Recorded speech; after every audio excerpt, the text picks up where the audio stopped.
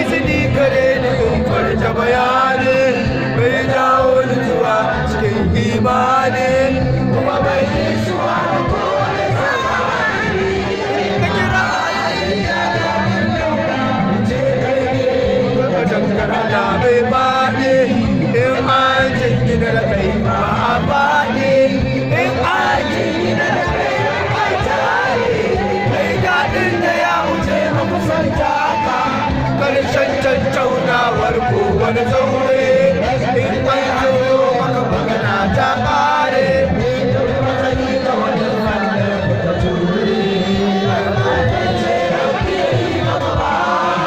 kyawar makoma ko baka anna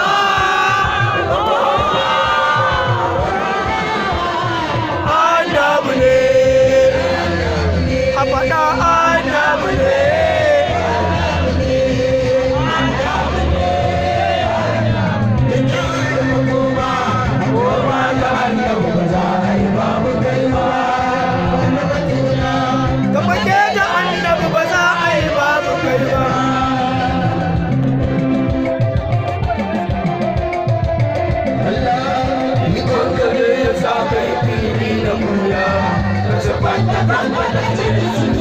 kai rayuwa da mutuwa rabbul bariya ka zaɓi rayuwa marasin walgidaya kai wani haske har hayo bai jama zuciya ba a cikin sane ka wanzar ka mutar ka tayar a cikin ka shayar ka numfasar ka bayan ka daga ka saukar ka wadatar ka yankar ikon ka ne babu mai cewa ka tura hakan ka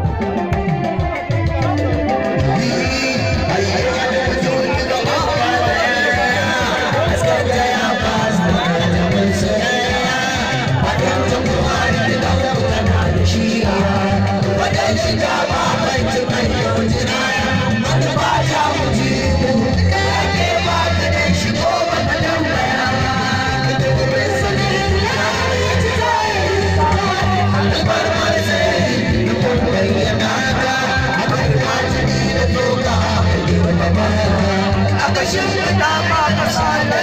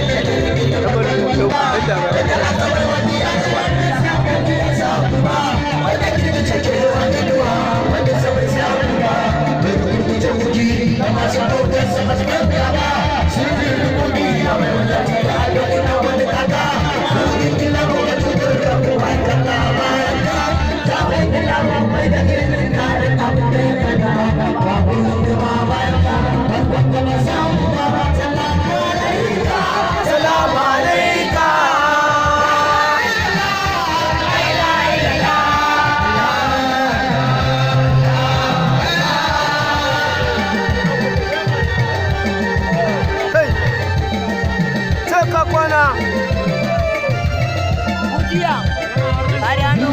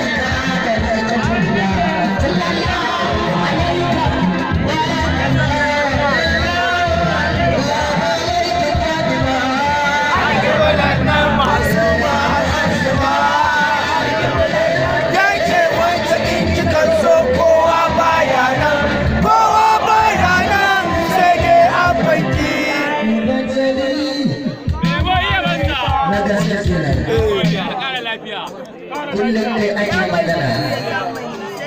zancen ka shi ne zance gaskiya ne ya wanda an zai magana saurari ake Allah ne zai faɗa wakilin Allah cikin zance wakilin Allah cikin tantancewa in ya karba ka kaddara Allah ya karba in ya baka ka kaddara Allah ya baka in kana gaya masa kaddara Allah kake gayawa in ji Allah wani da gaske shi ne na gasken gaske duk wata gaske tana buƙatar muƙabala nan take shi ko shi ne da babban baike shugaba ko gina ya ɗauke wani yaushe ka ji an farko ballantana a ce karshe ta farje Muhammadu Rasulullah ba irin sanin halitta ba Muhammadu Rasulullah bai zo a harshen mai faɗi ba Muhammadu Rasulullah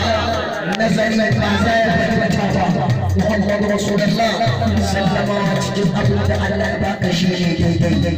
mun gode annabi ga mu a gidanka muna bara da ruhin sayyida da aikin sayyida da imanin sayyida da yadda sayyida da musuluncin sayyida da sallar sayyida da azumin sayyida da aikin gidan sayyidi ali da sayyida dan Allah an dubi